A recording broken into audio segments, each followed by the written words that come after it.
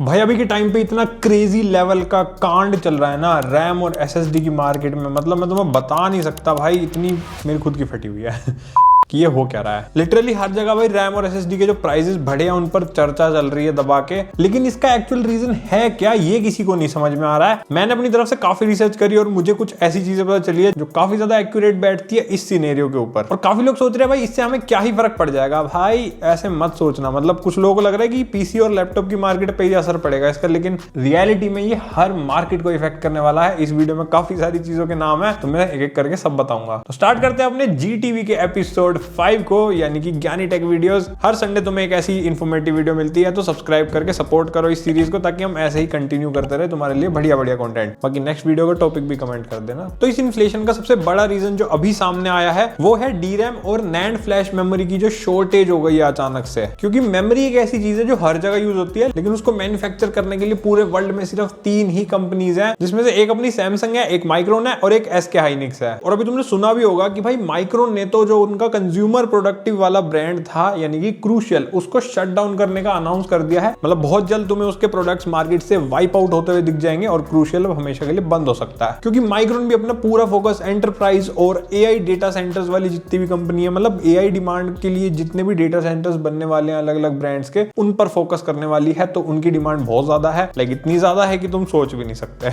And obviously it's business, company को जहां फायदा होगा वो वहीं पर ही अपना माल बेचेगी। तो ये सब तो न्यूज वाली बात हो गई। अब इसकी एक्चुअल शुरुआत हुई कहां से थी, तो मैं टाइम में थोड़ा सा पीछे ले चलता हूं तुम्हें, ताकि तुम्हें अच्छे से स्टोरी समझ में आए। याद है 2020 के अंदर जब चिप शॉर्टेज हुआ था और लॉकडाउन हो गया था पूरे वर्ल्ड में, उस वक्त पर काफी सारी मैन्युफैक्चरिंग कंपनीज भी बंद हो गई थी, क्योंकि मैन्युफैक्चरिंग चल नहीं रही थी और जो चल भी रहा था वो बहुत ही कम लेवल पे प्रोडक्शन हो रहा था। लेकिन डिमांड काफी ज्यादा हाई थी उस वक्त पे, क्योंकि काफी सारी IT कंपनीज ने ना अपना सारा वर्क फ्रॉम होम पे शिफ्ट कर दिया। पहले लोग ऑफिस जाते थे, उसी सिस्टम पे काम कर लेते थे, उनका काम हो जाता था। लेकिन जैसे ही वर्क फ्रॉम होम हुआ तो सडनली लैपटॉप्स, PCs और काफी सारे इलेक्ट्रॉनिक्स की डिमांड बढ़ गई। इवन स्मार्टफोन की डिमांड भी काफी बढ़ गई थी उस वक्त पे, क्योंकि बच्चों को भी तो ऑनलाइन क्लासेस लेनी थी और स्कूल बंद थे सबके। तो उस वक्त पे ऑनलाइन क्लासेस, गेमिंग और content creation, remote office and startups, हर किसी को भाई घर बैठे पैसे कमाने की चुल चढ़ गई थी। हम उसमें से नहीं थे, क्योंकि हमने लॉकडाउन से पहले अपना चैनल खोला था।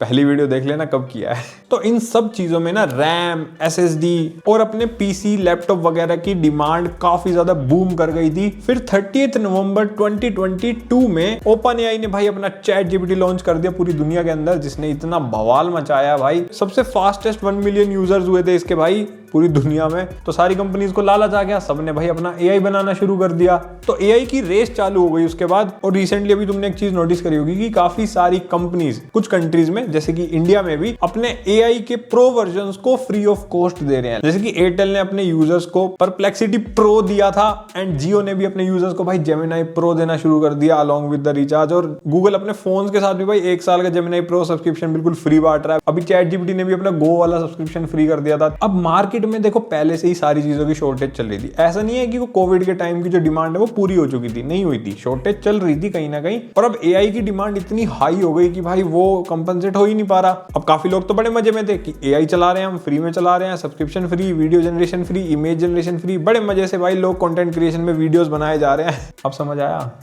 इस दुनिया में ना कोई चीज फ्री नहीं है, कहीं ना कहीं तुम्हारे पैसे लगने हैं भाई। और एट द एंड लगती किसकी है? कंज्यूमर की। आई मीन वाट ही लगेगी, और क्या लगेंगे। अब काफी अलग अलग जगह पर इससे इंपैक्ट होने वाला है, वो बताता हूँ कैसे। सबसे पहला, लैपटॉप और PC के प्राइसेस डायरेक्टली इंक्रीज होने वाले हैं। होने वाले क्या हैं? हो गए हैं भाई ऑलरेडी, क्योंकि रैम और SSD के महंगे होने से OEMs की प्रोडक्शन कॉस्ट बढ़ जाएगी। जैसे कि जितने भी तुम्हारे लैपटॉप ब्रांड्स है ना, उन सबको भाई पीछे से जो रैम, SSD वगैरह रिसीव होगी वो काफी महंगे रेट पे रिसीव होगी, तो ऑब्वियसली वो अपने लैपटॉप का प्राइस बढ़ा देंगे। और कई ब्रांड्स ने ऑलरेडी प्राइस हाइक अनाउंस कर दी है, जैसे कि डेल और लेनोवो ने। दूसरी चीज ये हो सकती है कि प्राइस को सेम रखने के लिए ब्रांड्स जो है ना वो सामान कम डालना शुरू कर दे। लाइक अभी तक तुम्हें भाई 512 GB की SSD मिल रही थी, 16 GB की रैम मिल रही थी, ये स्टैंडर्ड हो गया था। पर हो सकता है कि अब ये वापस से 8 GB पे शिफ्ट हो जाए, एंड SSD भी तुम्हें 256 GB देखने को मिल सकती है लैपटॉप्स में, सो दैट प्राइस कंपनसेट हो पाए। थर्ड इंपैक्ट भाई GPU और गेमिंग इंडस्ट्री पे आने वाला है। गेमिंग इंडस्ट्री तो बहुत ज्यादा इंपैक्ट होगी, मतलब ये तो लिख के ले लो भाई मुझसे, क्योंकि गेम्स खेलने के लिए ग्राफिक कार्ड चाहिए, और ग्राफिक कार्ड के लिए भाई VRAM लगती है, और वो VRAM अगेन रैम से ही तो निकल के आती है, उसके अंदर NAND फ्लैश मेमोरी और यही सभी तो लगा होता है। तो जीपीयू की कॉस्ट भी बढ़ने वाली है। इवन एनवीडिया ने ये भी अनाउंस कर दिया कि अब वो अपने जीपीयूज बिना वीरैम के देंगे। तो जो ओईएम्स है भाई उनको अपनी खुद की वीरैम डालनी पड़ेगी, तो उन पे भी एक स्ट्रेस है। लाइक जैसे कि हम एसूस, एमएसआई, जोटेक इन सब के जो ग्राफिक कार्ड खरीदते थे, अब हो सकता है हमें और कॉस्टली पड़े। पहले एक तो साला 50 सीरीज इतनी महंगी हो रखी थी, अब और महंगी हो जाएगी। और ये मत समझना कि कंसोल गेमिंग आसान होने वाली है भाई। एक्सबॉक्स ने अपना नया कंसोल अनाउंस कर दिया और उसकी प्राइस 1 लाख प्रिडिक्ट की जा रही है। तो इससे तुम ये समझ सकते हो कि जो नए लेटेस्ट जनरेशन कंसोल्स होंगे वो काफी एक्सपेंसिव हो सकते हैं, और जो अभी कंसोल चल रहे हैं ना, इनका प्राइस भी बढ़ सकता है फ्यूचर में। जब तक पुराना स्टॉक चल रहा है सस्ते हैं, नया स्टॉक आती महंगा है भाई सब कुछ। गेमिंग की तो वाट लगने वाली है भाई। And same impact DIY PC builders and जो रिटेल मार्केट में अपनी शॉप करके बैठे हैं, जो पीसी बिल्डिंग वगैरह करते हैं, उन पर भी काफी ज्यादा असर पड़ने वाला है। हो सकता है कि रैम स्टोरेज की शॉर्टेज पड़ जाए, या पता नहीं भाई, मेरे को तो बहुत ऐसे सोच के भी थोड़ा घबराहट सी हो रही है भाई, बिजनेस इसका क्या होगा। बाकी स्टूडेंट एंड बजट बायर्स पे भी काफी ज्यादा इंपैक्ट आने वाला है, क्योंकि स्टूडेंट्स के पास ऑलरेडी बजट काफी टाइट होता है, और जिनका बजट था ही नहीं भाई, उनको अभी चीजें नहीं मिल पा रही, तो आगे जाके तो पता नहीं क्या ही होगा। एंड आई थिंक स्टूडेंट्स के लिए तो भाई कुछ स्पेशल चीज करनी चाहिए भाई, कुछ तो तरीका निकालना पड़ेगा, वरना इतनी महंगी चीजें तो वो कैसे ही अफोर्ड कर पाएंगे। तो ये तो पीसी, लैपटॉप्स, कंसोल्स और गेमिंग इंडस्ट्री की बात हो गई। इसके अलावा भी काफी सारे टेक प्रोडक्ट्स पे इसका इंपैक्ट आएगा। अब एक एक करके सुनते जाओ। Smartphones, gaming consoles, data centres and cloud services, AI devices and accelerators, servers and enterprise hardware, NAS and home servers, CCTV and surveillance systems, smart TVs and set top boxes, routers and network devices, electric vehicles and modern cars, industrial and IoT devices, AR, VR and mixed reality devices. इसके अलावा भी बहुत सारे products पर impact देखने को मिलेगा। इनके प्राइसेस बढ़ सकते हैं या कुछ भी हो सकता है भाई। अब मैं अपना खुद का जो प्रिडिक्शन अपने एनालिसिस के हिसाब से वो बताता हूँ कि प्राइस इसका कब तक नॉर्मलाइज हो पाएगा या कब तक इसका कम हो सकता है। अगर हम शॉर्ट टर्म की बात करें, लाइक अपकमिंग 3 मंथ्स या 6 मंथ्स के अंदर, तो कोई भी मेजर प्राइस ड्रॉप एक्सपेक्ट मत करो। ज्यादा से ज्यादा कोई फेस्टिव सेल्स या फेस्टिव डील वगैरह अगर आ जाती है तो उस पे हल्का हल्का प्राइस ड्रॉप देखने को मिल सकता है compare to current scenario. But देखो कुछ नहीं पता, हो सकता है आगे जाके प्राइसेस और ज्यादा पीक कर जाएं। तो हो सकता है कि भाई जो चीज ऑलरेडी 10,000 की थी वो पहले 30,000 पहुंच जाए और फिर वापस से तुम्हें 15-20,000 तक मिले, तो तुम्हें लगेगा कि हाँ ये थोड़ी सस्ती हो गई है क्योंकि ये 30,000 से नीचे आई है। बट एक्चुअल में तो वो पहले 10,000 की थी ना। ऐसा ही तो हो रहा है अभी। तो शॉर्ट टर्म में तो मुझे नहीं लगता कोई खास फायदा होने वाला है। मिड टर्म की बात करें, लाइक 2026 के एंड तक जब अपना GTA 6 भी रिलीज होगा, तो उस वक्त पे हल्का सा रिलीफ पॉसिबल है, क्योंकि देखो उस टाइम तक ना BBD सेल वगैरह भी आ जाती है एंड वो काफी ज्यादा क्रेजी डील्स लेकर के आते हैं उस सेल में, और काफी ज्यादा पुराना स्टॉक भी हो सकता है जो वाइप आउट करने की कोशिश करे ब्रांड्स कम पैसों में, तो मे भी तुम्हें डिस्काउंट वगैरह अच्छे देखने को मिल सकते हैं। लेकिन अभी के हिसाब से तुम्हें 1 साल तक वेट करना पड़ेगा उसके लिए।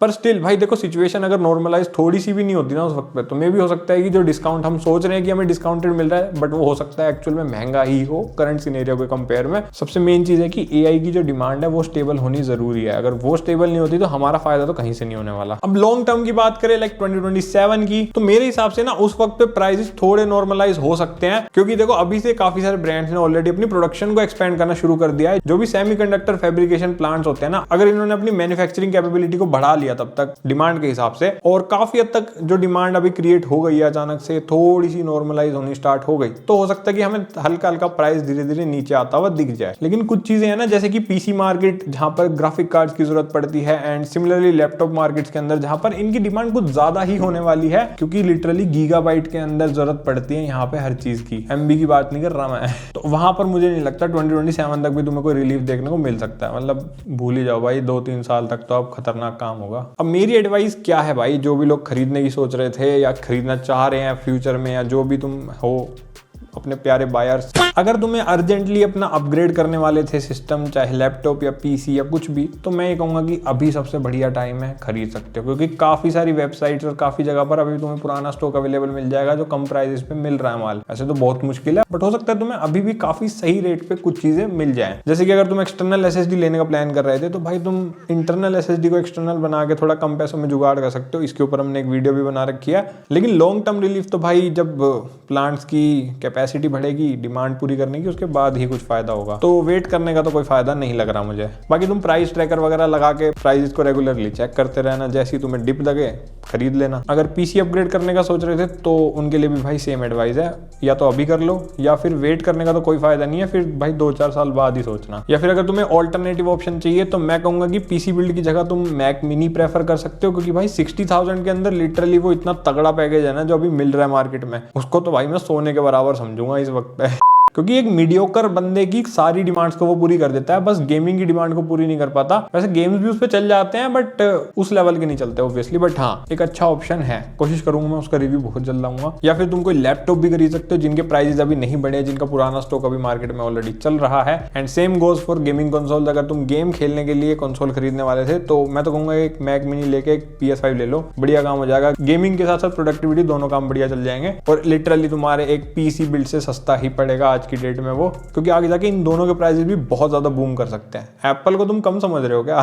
वरना GTA 6 तो भूल ही जाओ भाई, तुम फ्यूचर में नहीं चला पाओगे। और अगर वेट कर ही सकते हो तो कोई एक ऐसा सिस्टम प्रेफर करना जिसमें तुम रैम या SSD अपग्रेड कर सकते हो फ्यूचर में। ऐसे मतलब 3-4 साल में मान लो प्राइसेस थोड़े नॉर्मल हो गए तो अपग्रेड करने का ऑप्शन तो तुम्हारे पास। तो जो लोग भी विंडोज में ही जाना चाह रहे हैं उनको मैं यही एडवाइस देना चाहूंगा। तो आई होप तुम्हें अब क्लियर हो गया होगा कि भाई इसका रीजन क्या था और सारी चीजें मैंने अच्छे से बताई हैं। तो शेयर जरूर करना इस वीडियो को सब लोगों के साथ, ताकि सब लोगों को अवेयर कर पाए हम कि भाई ऐसा हो क्यों रहा है, ताकि कोई भी पैनिक ना करे। कमेंट में अपने थॉट्स बता दो, बस मुझे तुम्हारे विचार जानने हैं। लाइक कर देना, सब्सक्राइब कर देना बेल आइकन के साथ, ताकि ऐसी मस्त वीडियोस तुम्हें मिलती रहे हर हफ्ते, हर रोज, हर 2 दिन में, जैसे भी हम देते हैं। तो अगली वीडियो में मिलते हैं, तब तक के लिए बाय बाय।